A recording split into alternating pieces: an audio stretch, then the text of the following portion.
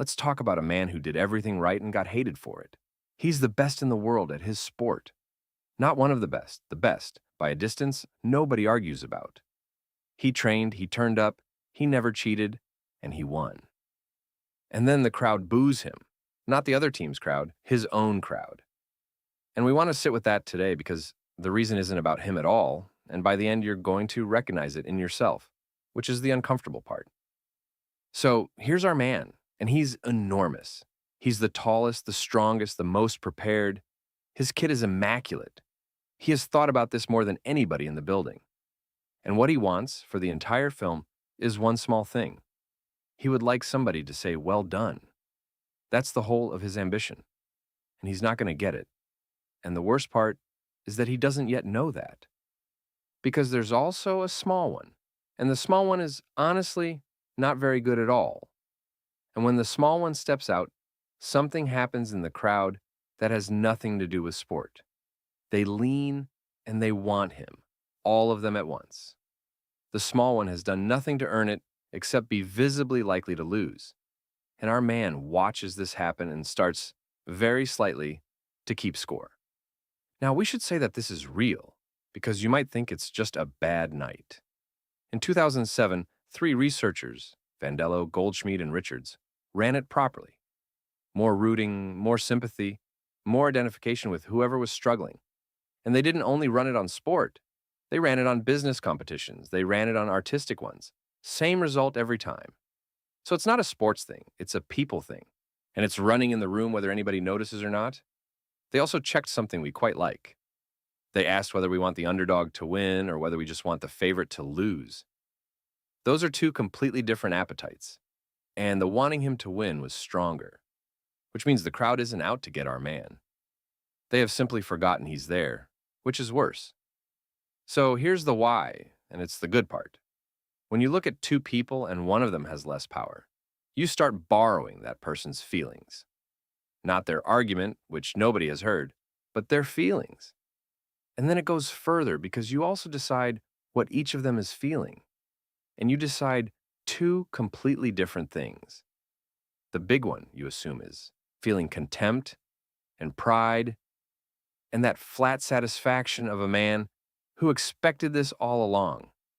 The small one is feeling gratitude and embarrassment and a slight apology for being here. Now our man isn't feeling any of that. He's mostly just worried about his knee. But nobody has asked, and nobody's going to, because the lean happened before the thinking, and the thinking arrives afterwards with a job to do, which is to explain the lean. And this is the trap, and it's beautiful, and it's why he can't win. He can't mention it. The moment he says anything, even mildly, even reasonably, even, "I thought that was a decent game," it reads as exactly the contempt they already assigned him.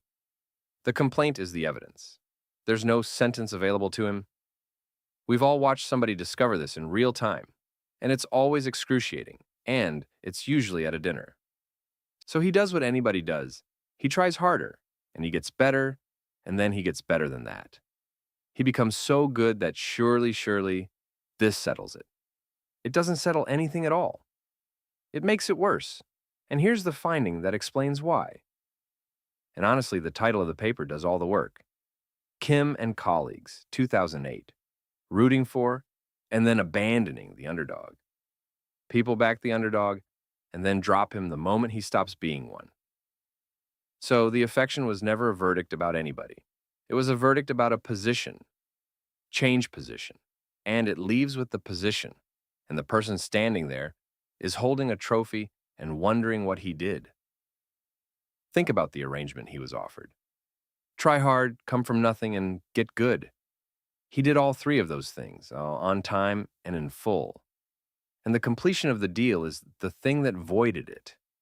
The affection had a condition attached, and the condition was that he keep losing. And now the second turn, which is about us and not him. And we're not narrating this from a safe distance.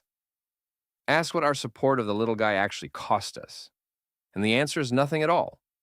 It was a feeling in a seat. No money on it, no stake, nothing riding on the outcome.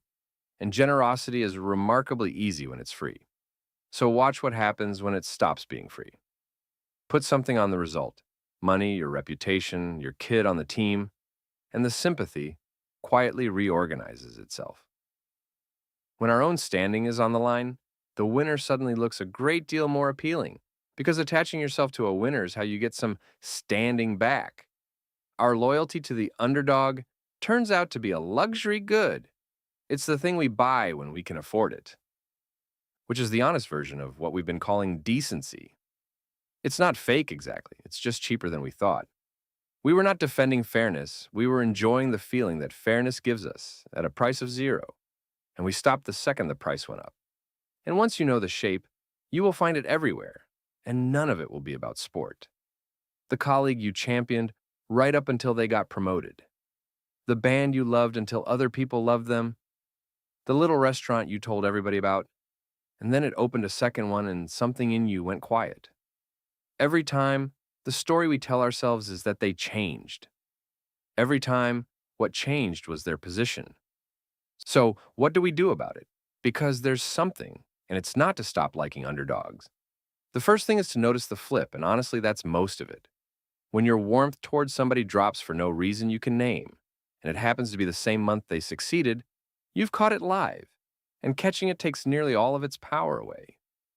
Then separate two things we keep stuck together. Do you like this person, or do you like their position?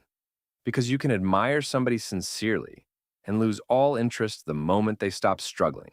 And if that's what it is, it's worth knowing that about yourself. And here's the test, which takes 4 seconds. Whatever contest you're watching, ask what you'd want to happen if you had money on it. If the answer changes, then whatever you were feeling was never a judgment about who deserves it. Because the crowd is never wrong about who to root for. The crowd is just telling you what it costs them. And our man is still out there, by the way. Still the best, still immaculate, still booed. And the people going home that night all felt like good people. And here's the thing, they were. They meant every bit of it. That's what makes this worth knowing, because a thing this unfair doesn't need a single villain to run perfectly.